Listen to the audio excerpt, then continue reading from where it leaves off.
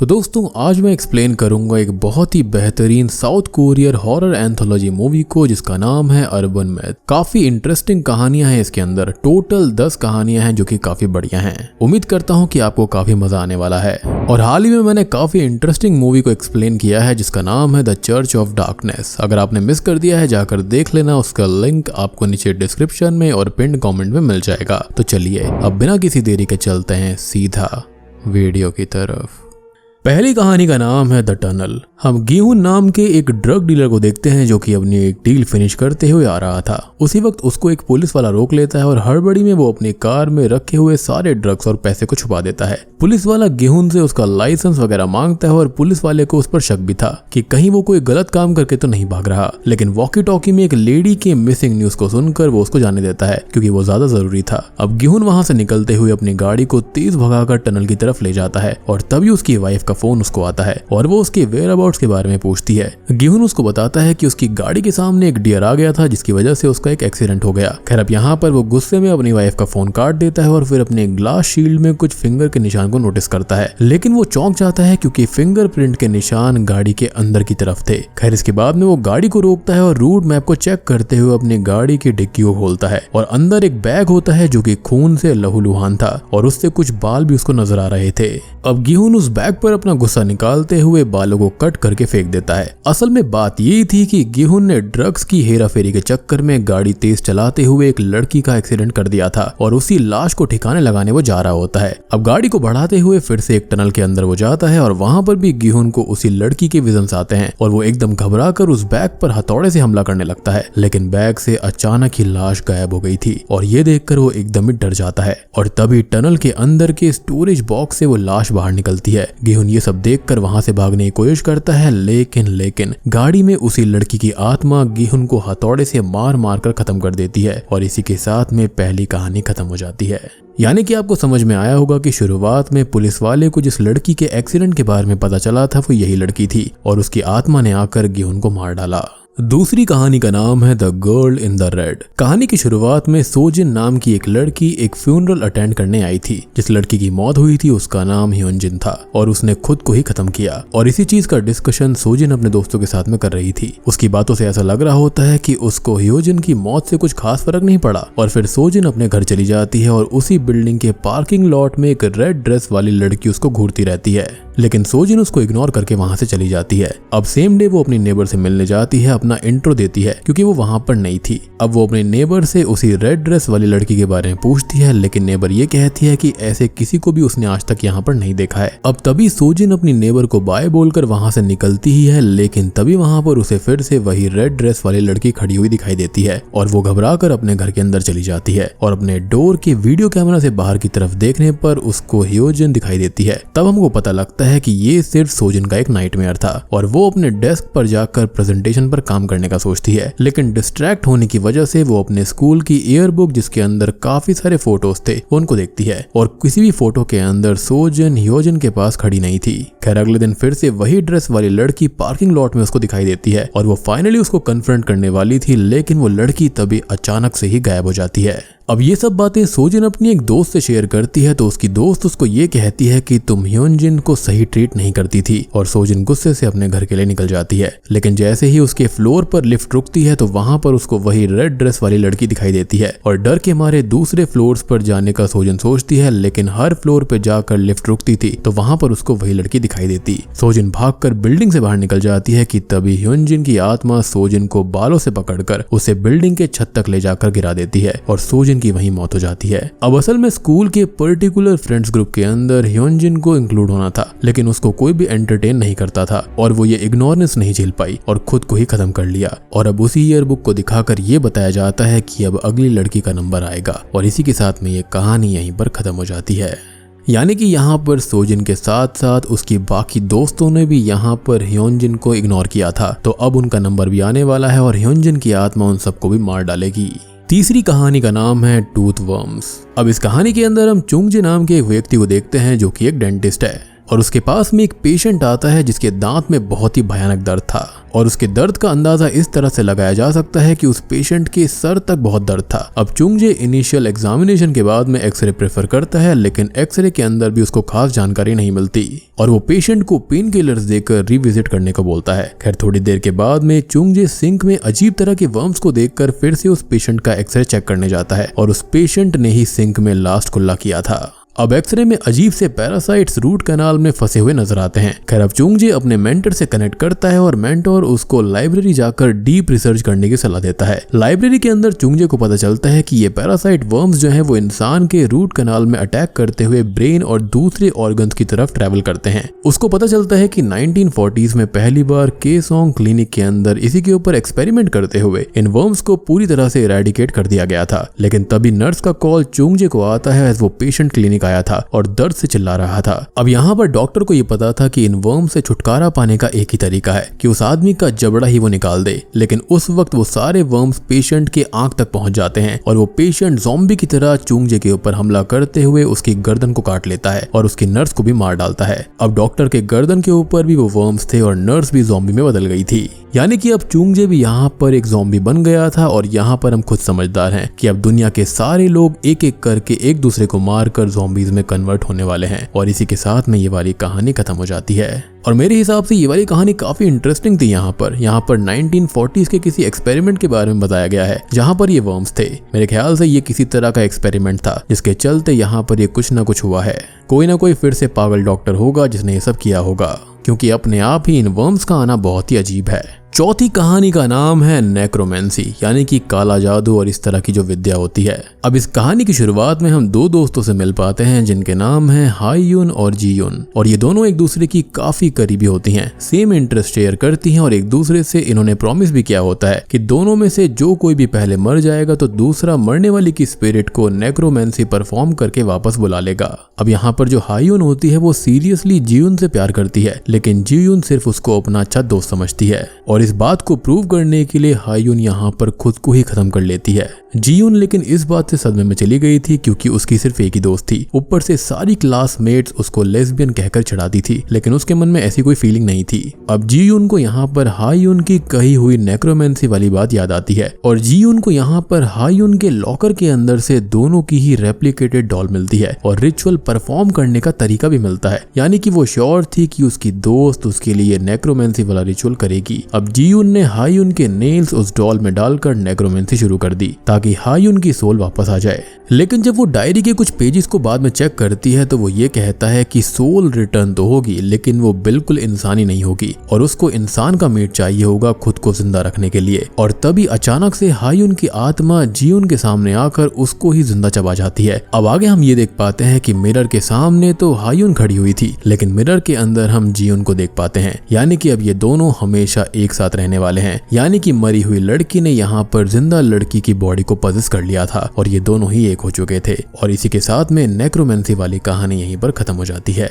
पांचवी कहानी का नाम है द वॉल। अब कहानी की शुरुआत में हम जूयोंग नाम के एक लड़के से मिल पाते हैं जो कि आज ही नया फ्लैट के अंदर शिफ्ट हुआ है। उसका दोस्त उसको कॉन्ग्रेचुलेट बोलता है एज उसको एक स्टील डील मिली थी, मतलब वो फ्लैट उसको काफी सस्ते में मिल गया था। लेकिन थोड़ी ही देर के बाद में उसे वॉल से लगातार नॉक नॉक करने की आवाज आती है और वो आवाज रात भर सुनाई देती है, जिस वजह से जूयोंग बिल्कुल सो नहीं पाता। अगले दिन जब वो ऑफिस के लिए निकलता है तो उसको एलिवेटर में एक लड़की मिलती है जो कि काफी फ्रेंडली और उसकी नेबर भी थी। उस लड़की का स्कार्फ भी एलिवेटर से निकलते वक्त गिर जाता है, लेकिन जूयोंग को ये सब एक सिग्नल लगता है जैसे कि वो उसको अपनी तरफ आकर्षित कर रही हो और उसको ऐसा लगने लगता है कि शायद से वही लड़की रात भर नॉक नॉक कर रही होगी ताकि वो जूयोंग के करीब आ सके। अब उस रात जब वो घर आता है तो उसे वॉल से फिर से नॉक नॉक की आवाज आती है। जूयोंग को ये लगता है कि उसी लड़की ने उसके साथ डेट पर जाने के लिए ऐसा किया होगा और इसलिए वो उसको फ्राइडे डिनर पर इन्वाइट कर लेता है और रिप्लाई में उसको फिर से नॉक नॉक सुनाई देता है, जिससे उसको ऐसा लगता है कि वो मान गई है। अब अगले दिन मॉर्निंग में दोनों फिर से मिलते हैं और एलिवेटर के अंदर जूयोंग के नॉक नॉक वाली हरकत से वो लड़की काफी कंफ्यूज हो जाती है और वो बिना कुछ कहे चली जाती है। अब उसी रात जू योंग उस लड़की का काफी इंतजार करता है लेकिन वो नहीं आती और स्कार्फ के बहाने से वो उस लड़की को चेक करने जाता है, लेकिन उसके सरप्राइज के चलते वो घर एकदम बिखरा हुआ था और उस वॉल की जगह में तो कबर्ड लगा हुआ था और हम न्यूज़पेपर में एक न्यूली वेडेड मिसिंग कपल की न्यूज भी देख पाते हैं। खैर अब जू योंग गुस्से में अपने घर जाता है और उस वॉल को तोड़ देता है जहाँ से नॉक नॉक की आवाज आया करती थी और शॉकिंगली उसको वहां से उसी न्यूली वेडेड कपल की बॉडी मिलती है और जू योंग के घर अचानक से भूकंप आने लगता है और एक अनजानी शक्ति जू योंग को उठाकर एक दूसरे पोर्टल के जरिए दूसरी दुनिया में ले जाती है और न्यूज में ये बताया जा रहा था कि जू योंग ही उस न्यूली वेडेड कपल का कातिल था और डेड बॉडीज मिलने के बाद में वो वहां से भाग गया और इसी के साथ में ये वाली कहानी भी खत्म हो जाती है। अब यहाँ पर हम जानते हैं कि जू योंग तो वहां पर भागा नहीं था बल्कि उसको ये आत्माएं अपनी दुनिया में ले गई थी, यानी कि उसको भी खत्म कर दिया गया था। अब यहाँ पर दो चीजें हो सकती हैं। पहला तो ये कि जू योंग को यहाँ पर कातिल के रूप में पेश किया गया लेकिन जबकि उसने ऐसा कुछ किया नहीं था, या तो ये हो सकता है कि जू योंग उस लड़की से प्यार करता होगा और उसने उन दोनों को ही मार दिया और उसके बाद में उसने सस्ते में ये अपार्टमेंट लिया और इसी की दीवार में उसने उन दोनों को चिन दिया ताकि वो पकड़ा ना जाए, लेकिन वो नहीं जानता था कि डेड लोग जो हैं वो उसको लेने आ रहे हैं। छठी कहानी का नाम है द क्लोजेट। तो जी हाई नाम की एक लड़की को हम देख पाते हैं जो कि थ्रिफ्ट स्टोर से एक सस्ता क्लोजेट अपने घर के लिए ढूंढ रही थी। उसको एक क्लोजेट पसंद भी आता है और उसका ओनर जी हाई को मिलने बुलवाता है। जी हाई को वो क्रीपी लगता है लेकिन वो क्लोजेट का डिजाइन एकदम एंटीक था और ओनर उसको फ्री में देने की बात भी करता है, तो जी हाई फ्री के चक्कर में मान जाती है। और जब भी कोई चीज फ्री होती है ना दोस्तों, तो यहाँ पर कीमत आप होते हो, इस बात को हमेशा ध्यान रखना। खैर जब क्लोजेट डिलीवर होने आता है तब जी हाई का फ्रेंड ये कहता है कि सेम क्लोजेट के बारे में उस ओनर ने उसको 1 मंथ पहले बताया था, लेकिन ओनर ने ये कहकर मना कर दिया था कि उसने वो क्लोजेट बेच दिया है। लेकिन अब उसने जी हाई को ये क्लोजेट दे दिया था और वो भी बिल्कुल फ्री में, जो कि काफी अजीब बात थी। जी हाई उसके फ्रेंड से कहती है कि शायद ओनर को तुम्हारा एटीट्यूड पसंद नहीं आया होगा और उसी रात जी हाई को नाइटमेयर्स आते हैं कि बहुत सारे हाथ उसको चोक कर रहे हैं और वो डर कर उठ जाती है। अब अगले दिन वो अपने फ्रेंड से ये डिस्कस करती है और उसका फ्रेंड रेड बीन्स बांधकर क्लोजेट पे टांगने को कहता है ताकि वो बैड लक को वहां से हटा पाए। अब जी हाई वैसा ही करती है, लेकिन तभी थोड़ी ही देर में जी हाई का ब्लैंकेट कोई खींच देता है और जब वो उस क्लोजेट को चेक करने जाती है तब उस क्लोजेट का ओनर उस पर हमला कर देता है। असल में बात ये थी कि उस थ्रिफ्ट स्टोर का जो ओनर होता है वो सिर्फ यंग लड़कियों को ही टारगेट करते हुए क्लोजेट सेल कर देता है और बिल्कुल फ्री में, और उसके बाद में उसी क्लोजेट में छिपकर उन पर अटैक करता है और इस बार जी हाई उसका टारगेट थी। अब यहाँ पर वो जान लगाकर उस पर हमला कर देती है, लेकिन वो ओनर धोखे से जी हाई को मार डालता है और इसी के साथ में हमारी छठी कहानी खत्म हो जाती है।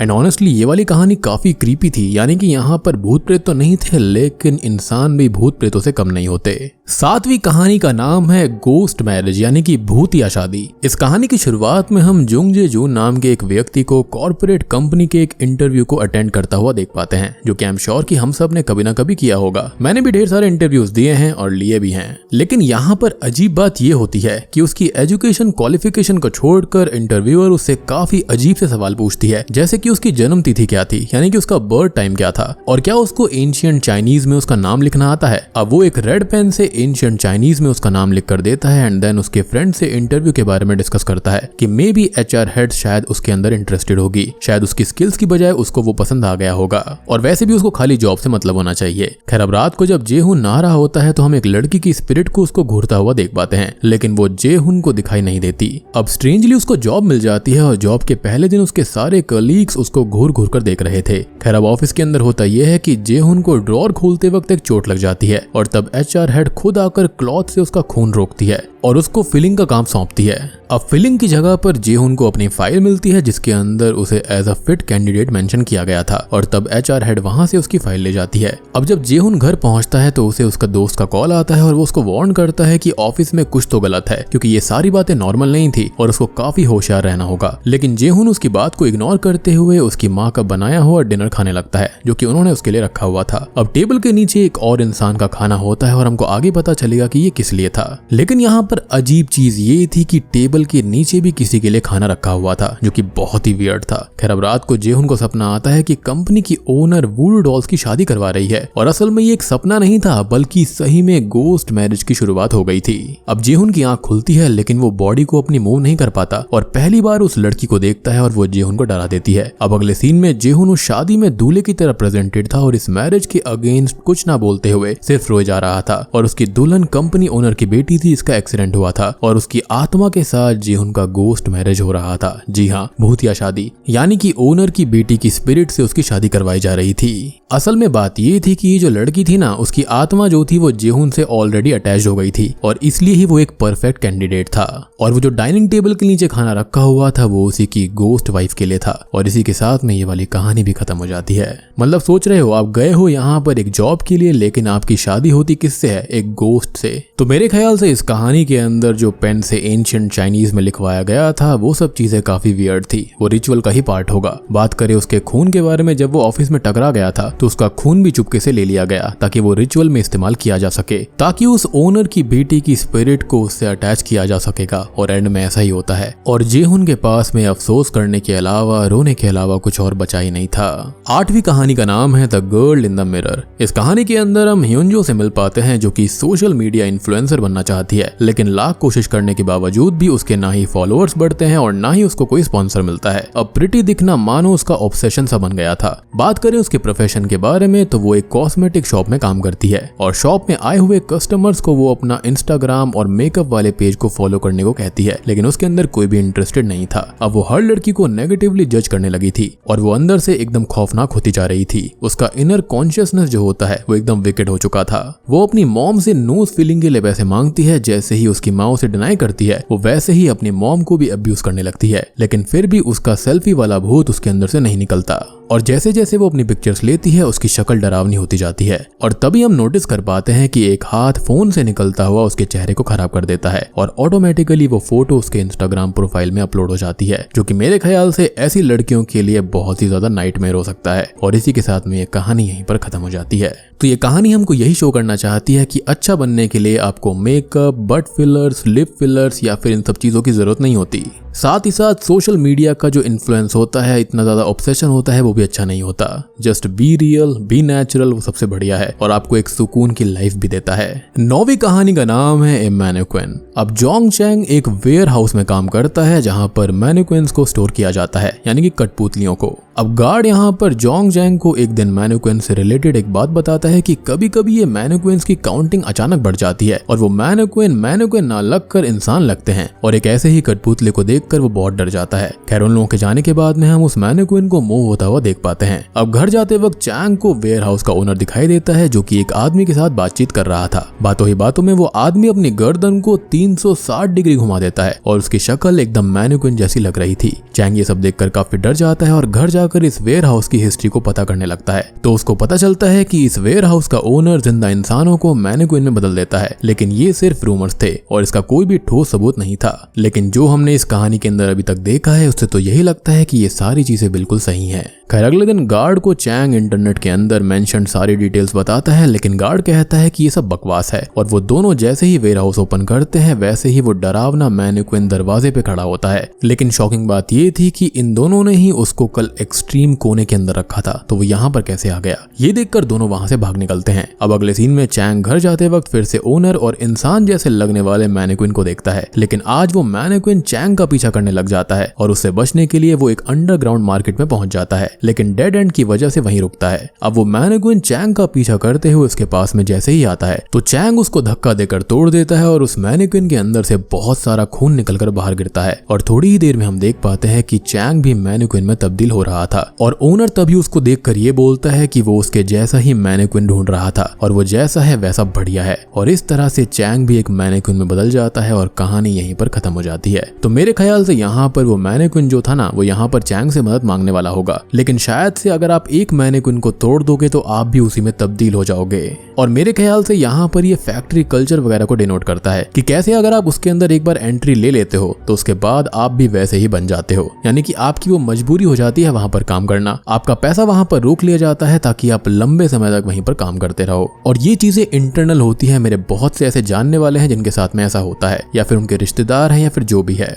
इनफैक्ट बहुत से सब्सक्राइबर्स ने बताया है कि उनके जानने वालों के साथ में भी ऐसा हो रखा है। तो ये चीजें बहुत ही भयानक होती हैं और इससे निकलने का एक ही रास्ता है कि जस्ट क्विट इट। लेकिन क्या होता है ना कि कई बार फैमिली की कंडीशंस की वजह से आप बाहर जा ही नहीं पाते। और यहाँ पर ये जो खून है ना, ये इस चीज को डिनोट करता है कि आप इस तरह के ही खून के आंसू रोते हो। अब हम आ चुके हैं हमारी फाइनल कहानी पर, यानी कि 10वीं कहानी पर। तो यहाँ पर इस कहानी का नाम है एस्केप गेम्स। अब यहाँ पर हम 3 यंगस्टर से मिलते हैं जिनके नाम है एलेक्सा, नूरी और यंगमिन। ये तीनों यहाँ पर एस्केप रूम या फिर room escape social media influencers हैं। एस्केप रूम या फिर रूम एस्केप का मतलब ये होता है कि आपको एक पर्टिकुलर टाइम फ्रेम के अंदर कुछ टास्क कंप्लीट करते हुए एक रूम से एस्केप करने का रास्ता खोजना होता है। और इस नाम के ऊपर कई सारी मूवीज भी बन रखी हैं, तो आई एम श्योर कि मेरी ऑडियंस ये जानती होगी। खैर, यहाँ पर उनको अभी अभी एक स्पॉन्सरशिप ऑफर होती है कि अगर उन्होंने इस एस्केप रूम को पार कर लिया तो उनको 10 मिलियन वॉन प्राइज मनी मिलेगा, जो कि इंडियन रुपीस में लगभग 63 लाख रुपए होता है, यानी कि 63 लाख रुपीस। और वो उसको एक्सेप्ट भी कर लेते हैं क्योंकि ऑफर काफी बड़ा था। खैर, वहां पहुंचने के बाद में एक ज़ॉम्बी टाइप का इंसान उन्हें बताता है कि हर डोर को पार करने के बाद उन्हें 10 मिलियन वॉन मिलेंगे। और ये सुनकर वो लोग और भी खुश हो जाते हैं क्योंकि वहां पर कोई टाइम लिमिट भी नहीं थी। उन लोगों को वार्न किया जाता है कि अगर वो एस्केप रूम से ना निकल पाए देन शैतान उनकी सोल्स को अपने साथ ले जाएगा। लेकिन ये सब उनको मजाक लगता है। मतलब साला अब डेविल भी अपनी मेज और ये एस्केप रूम बनाने लग गया। वाह। एनीवेज, कॉन्सेप्ट तो काफी बढ़िया है और इसके ऊपर ऑलरेडी एक मूवी भी बनी हुई है जो कि मैंने तीनों पार्ट को एक्सप्लेन किया है, जिसका नाम है हेल हाउस। और अगर आपने उन मूवीज को नहीं देखा है तो जाकर देखना, बहुत ही गजब मूवी है। उनका लिंक आपको नीचे डिस्क्रिप्शन में और पिन कमेंट में मिल जाएगा। खैर, अब आगे बढ़ते हुए पहले रूम के अंदर पहुंचते ही एलेक्स के सामने एक डेड बॉडी लटक जाती है और ये सब उनको एक खेल का हिस्सा लगता है, इसलिए वो लोग आगे बढ़ते रहते हैं। अब नूरी को यहाँ पर एक बुक ऑफ साइंस मिलती है जिसको वो क्लू समझकर उसके अंदर से बुक का एक पेज फाड़कर अपने पास रख लेता है। यंगमिन और एलेक्सा को रिस्पेक्टिवली दरवाजे मिलते हैं। अब यंगमिन वाले डोर पर ऑलरेडी की लगी हुई थी और उसको जब वो खोलता है तो यहाँ पर सारे बुक शेल्फ्स एक के बाद एक गिर जाते हैं और यंगमिन को चोट भी लग जाती है, लेकिन वो अभी भी क्विट नहीं करना चाहता था। अब तीसरे रूम के अंदर काफी डिमोनिक पेंटिंग्स थी और सारी पेंटिंग्स के सामने एक बटन होता है। नूरी के सामने की पेंटिंग में एक लड़की का पोर्ट्रेट था जिसकी बॉडी में काफी सारे एरोज लगे थे। खैर, अब जैसे ही नूरी एक बटन को प्रेस करता है तो एक एरो निकलकर उसके चीक्स को चीरता हुआ निकल जाता है। और इससे पहले कि वो अपने दोस्तों को बटन को ना दबाने के लिए वार्न करता तो वहां पर एलेक्सा ने ऑलरेडी उसको प्रेस कर दिया था और एक केज के अंदर यंगमिन और एलेक्सा फंस जाते हैं और उन दोनों पर असली डेड बॉडीज का खून बरसने लगता है और उनको यहाँ पर गेम क्विट करना था क्योंकि बहुत ही ज्यादा डेंजरस होता जा रहा था। अब नूरी उस पेपर क्लू की मदद से एक की हासिल कर लेता है, लेकिन वो की अगले कमरे की थी और नूरी अकेला ही आगे बढ़ता है क्योंकि उनके पास में कोई और चॉइस नहीं थी। अब नूरी जैसे ही उस कमरे के अंदर जाता है तो उसको एक एक करके डिमोनिक आत्मा मिलती है। इवन एलेक्सा और यंगमिन भी डीमंस बन गए थे। अब नूरी यहाँ पर एक पेंटाग्राम के अंदर था जो कि डिमोनिक होता है और सारी की सारी सोल्स ने उसको घेरा हुआ था। और वहां से बचकर जैसे ही नूरी अगले कमरे में जाता है तो सारी डेड बॉडीज के बीच में वो फंस जाता है एंड देन वही डेड बॉडीज के अंदर से शैतान नूरी की सोल को ले जाता है और एस्केप फेल्ड साइन से ही स्टोरी का अंत हो जाता है। यानी कि वो तीनों ही इसको पार नहीं कर पाए, ना ही उनको पैसा मिला और यहाँ पर उनकी सोल्स भी डेविल ने ले ली। यानी कि यहाँ पर ये सारा का सारा काम डेविल का और उसके जानने वालों का था ताकि डेविल को ढेर सारी सोल्स मिल जाए और वो धरती पर आकर राज करेगा। और बूम, इसी के साथ में अर्बन मिथ्स मूवी यहीं पर खत्म हो जाती है। तो दोस्तों, ये थी the urban myth south Korean movie की कहानी। उम्मीद करता हूँ कि आपको ये हॉरर एंथोलॉजी मूवी पसंद आई होगी। अब यहाँ पर सारी कहानियों का आपस में कोई कनेक्शन तो नहीं है, लेकिन हाँ, मूवीज और ये कहानियां काफी इंटरेस्टिंग हैं। अब ये नहीं कहूंगा कि यहाँ पर सारी कहानियां बहुत बढ़िया थी, लेकिन कुछ कहानियां काफी इंटरेस्टिंग थी वाकई में। और आपको यहाँ पर कौन सी कहानी इंटरेस्टिंग लगी मुझे कमेंट सेक्शन में लिखकर बताना। आप 1, 2, 3 ऐसे करके लिख सकते हो। जो भी कहानी आपको इंटरेस्टिंग लगी आप नीचे जरूर बताना। और अगर आपको साउथ कोरियन हॉरर मूवीज पसंद आती हैं तो मैं इस तरह की और मूवीज और सीरीज भी लेकर आऊंगा, तो उसके लिए भी कमेंट कर देना। सारी चीजों की एक्सप्लेनेशन मैंने आपको कहानी के बीच में ही दे दी थी, तो यहाँ पर कोई और थ्योरी नहीं बनती है। वीडियो पसंद आई हो तो लाइक कर देना, चैनल के ऊपर नए हैं तो सब्सक्राइब कर लीजिए। तो मैं आप सबको मिलता हूँ अगली वीडियो के साथ में, तब तक के लिए